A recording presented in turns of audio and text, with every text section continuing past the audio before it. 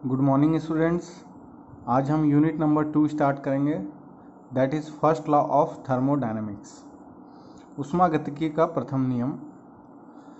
सबसे पहले कुछ कॉन्सेप्चुअल थिंग्स को हमें एग्जामिन करना होगा, जिसमें नंबर 1 है हीट रिजर्वायर या ऊष्मा कोष।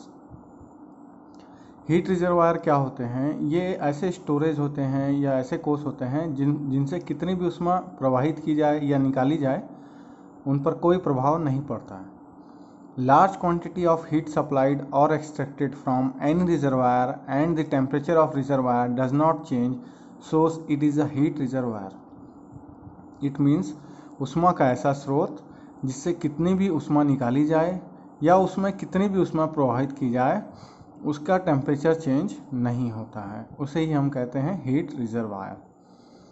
इसके दो टाइप्स हैं। नंबर 1 सोर्स, ऊष्मा स्रोत। सोर्स क्या होते हैं? It is a reservoir which can supply large amount of thermal energy without undergoing any temperature change.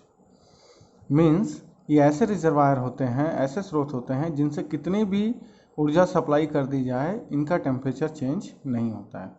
Example जैसे सन, सूर्य करोड़ों साल से हमें एनर्जी दे रहा है और ना जाने आने वाले कितने सालों तक हमें इसी प्रकार से एनर्जी प्रोड्यूस करके देता रहेगा, परंतु उसका टेम्परेचर चेंज नहीं हो रहा है। नंबर 2 है इसका हीट सिंक, जिसे हिंदी में ऊष्मा अभिगम कहते हैं। It is a reservoir which can absorb thermal energy without undergoing any temperature change. यह एक ऐसा रिजर्वायर होता है जिसमें कितना भी ऊष्मा प्रवाहित किया जाए, सप्लाई किया जाए, उसका टेम्परेचर चेंज नहीं होता है। एग्जाम्पल के लिए सी, सराउंडिंग यूनिवर्स, इनका टेम्परेचर जितना है उतना ही रहता है, ये चेंज नहीं होता है। हम लोग कितनी सारी एक्टिविटीज़ करते हैं, कितना हीट सराउंडिंग में जाता है, पर सराउंडिंग का टेम्परेचर लगभग उतना ही रहता है, इसीलिए इसे हीट सिंक की उपमा दी गई।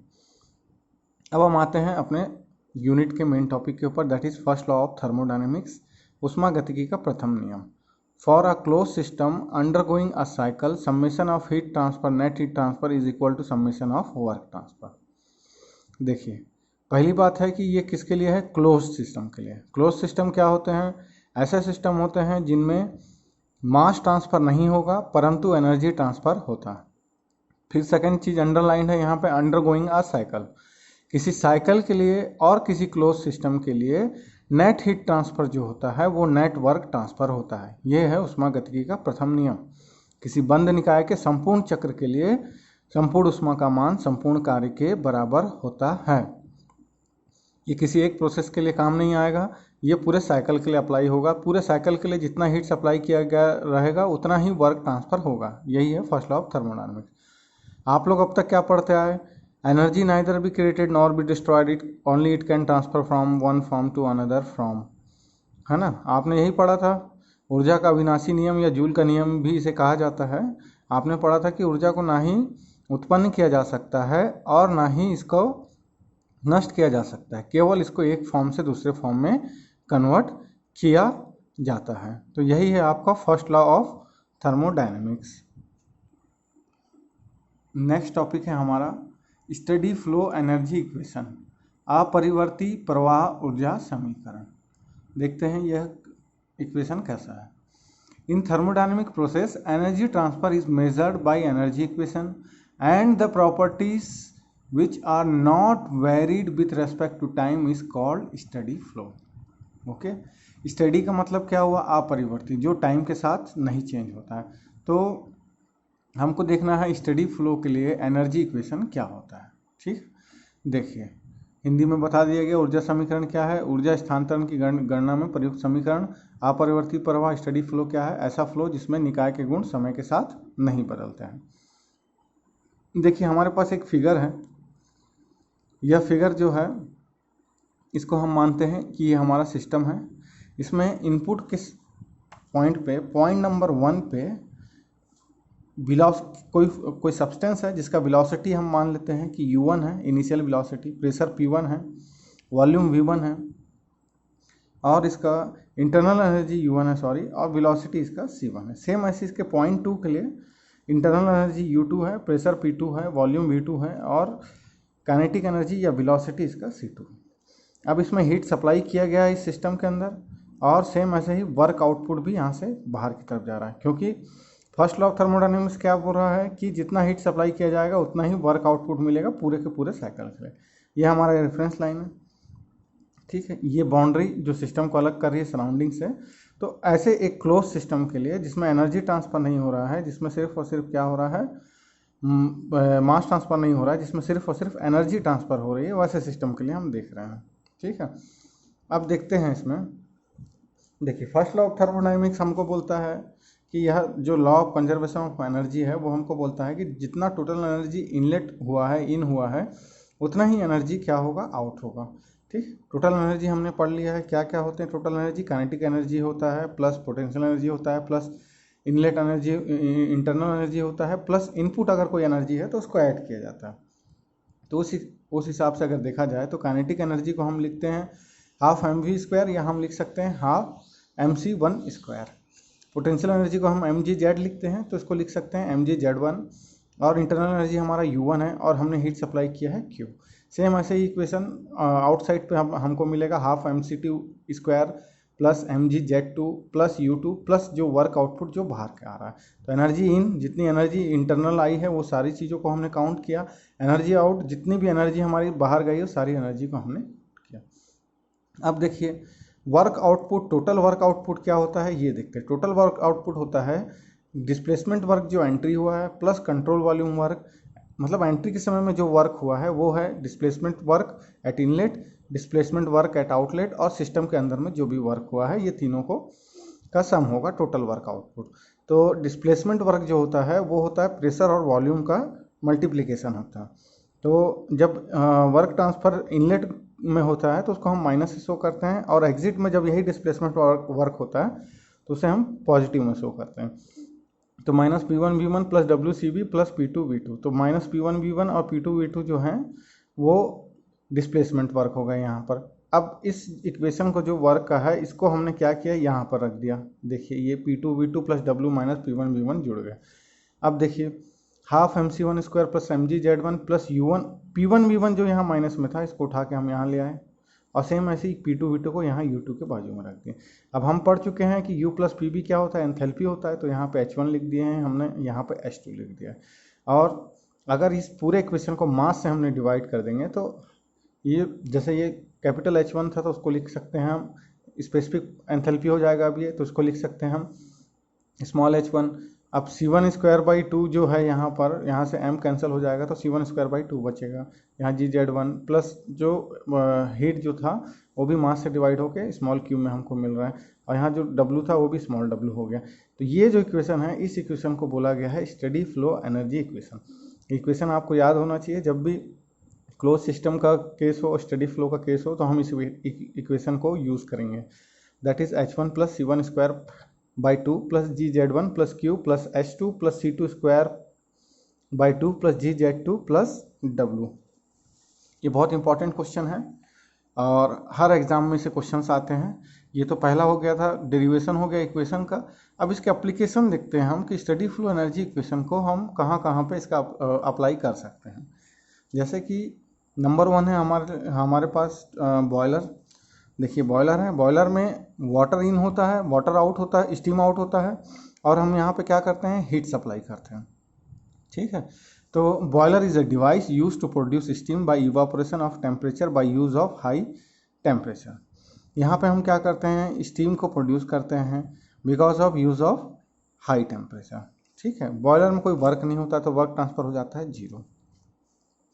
फर्स्ट लॉ ऑफ जो थर्मोडायनेमिक्स है उसका एक इक्वेशन होता है del Q equal to D plus del W। इसको हम लोग अभी पढ़ेंगे थोड़ी देर में कि ये इक्वेशन कहाँ से आया है। अभी आप लोग बस ये याद रखिए कि प्रोसेस के लिए हम del Q equal to del E plus del W किसी एक प्रोसेस के लिए यूज़ कर सकते हैं इस इक्वेशन को। del W यहाँ पे क्या हुआ, वर्क आउटपुट बॉयलर में 0 हो गया, तो del Q इक्वल टू हमको मिल गया DE, energy transfer. This is a constant pressure process. Boiler में जो प्रोसेस होता है वो कांस्टेंट प्रेशर प्रोसेस होता है, इसीलिए del Q को हम क्या लिख सकते हैं, del QP भी लिख सकते हैं। और हमको पता है कि हीट ट्रांसफर कांस्टेंट प्रेशर हो जाता है एंथैल्पी, तो इसको हम DH भी लिख सकते हैं। तो del Q equal to DH equal to H2 minus H1। H2 जो है वो enthalpy of steam at outlet है, H1 जो है enthalpy of water at inlet है। ओके, सेकेंड केस है हमारा नोजल।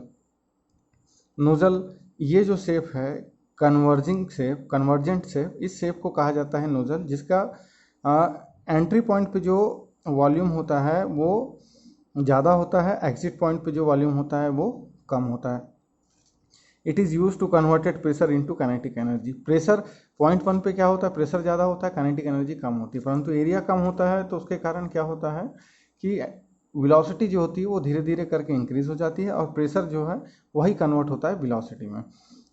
इसमें अजम्पशन हम ले रहे हैं कि नोजल जो है वो इंसुलेटेड है, ठीक है। तो उस केस में जब भी कोई चीज़ इंसुलेटेड होती है, कुछ अलग होती है, तो वहाँ हीट ट्रांसफर नहीं होता है, तो डेल क्यू हो जाता है जीरो। सेम ऐसे ही नोजल में कोई वर्क नहीं होता है तो डेल डब्ल्यू भी हो जाता है जीरो। अभी देखिए डेटम दोनों का सेम है Z1 Z2। अब हम इक्वेशन में हमारे रख देते हैं H1 plus C1 square by 2 plus G Z1 plus Q equal to H2 plus C2 square by 2 plus Z2G plus W। अब W और Q जीरो है तो ये कैंसिल हो गए और Z1 Z2 सेम है तो ये भी कैंसिल हो गया। अब हमारे पास इक्वेशन बच गया H1 plus C1 square by 2 plus H2 plus C2 square by 2। Entry point पर वेलोसिटी कम थी, बाद में वेलोसिटी हो गई ज़्यादा। तो C को अगर हम कम वेलोसिटी मारें इनलेट में तो आउटलेट वेलोसिटी के कंपैरिजन में हम इसको नेगलेक्ट भी कर सकते हैं, तब के केस में हमें मिलेगा H1 is equal to H2 plus C2 square by 2। Okay, और नोजल का अपोजिट होता है डिफ्यूज़र। डिफ्यूज़र का शेप जस्ट नोजल के अपोजिट होगा, ये है, तो इसका फॉर्मूला भी जस्ट अपोजिट हो जाएगा H2 equal to H1 plus C1 square by 2। तो इसके अप्लीकेशंस भी एग्जाम में आते हैं तो आपको रेडी रहना पड़ेगा इनके अप्लीकेशंस के लिए भी। अब हम आते हैं इसके नंबर 3 एप्लीकेशन के ऊपर, that is turbine. Turbine is used for developing power bye conversion of hydraulic energy into mechanical energy shaft work output.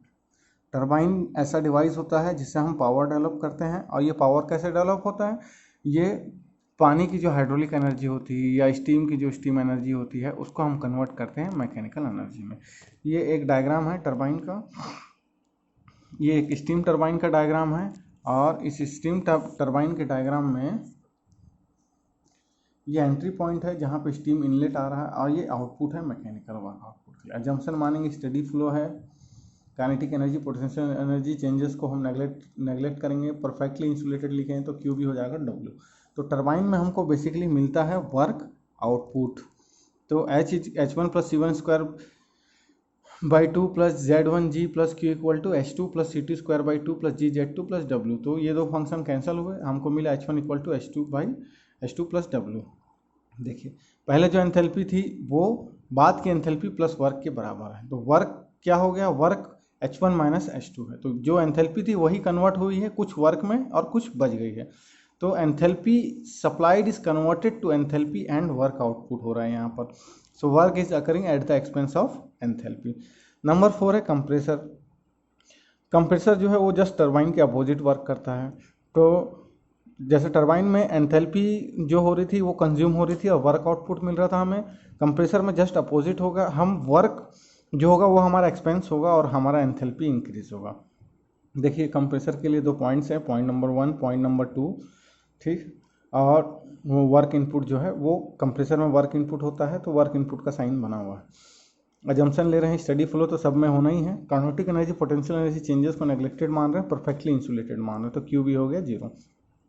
Equation को जब रखेंगे तो मिलेगा H1 equal to H2 minus W।